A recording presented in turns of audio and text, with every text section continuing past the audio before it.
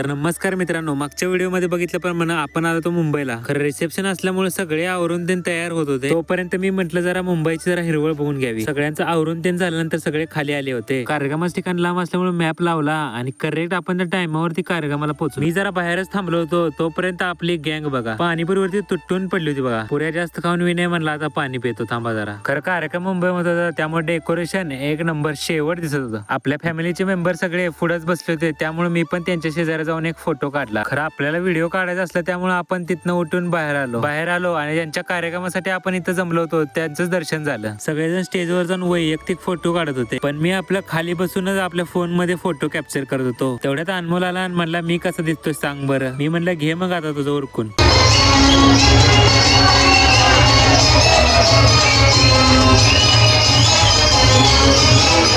झाल्यानंतर त्यांच्यासोबत फोटो काढण्यासाठी लाईन लागली होती. विनय म्हणला पहिल्यांदा आपण जेवण घेऊया मग त्यांच्यासोबत फोटो काढूया. खरं जेवणाची सोय मामांनी एकच नंबर केलेली बघा. जेवणात बरेचसे पदार्थ होते पण खरं विनयला बासुंदीच आवडली होती बघा. तो म्हणला अजून आईस्क्रीम पण खायचा आहे थांब जरा. त्याला म्हणलं उरक जरा आपल्याला फोटो पण काढायला जायचा आहे. गर्दी कमी झाल्यानंतर आपण फोटो सुद्धा काढून घेतला. जाता जाता आपल्याला मंगेश भाऊ सुद्धा भेटला. व्हिडिओ आवडला असेल लाईक करा आणि चॅनल तेवढं फॉलो करायला विसरू नका.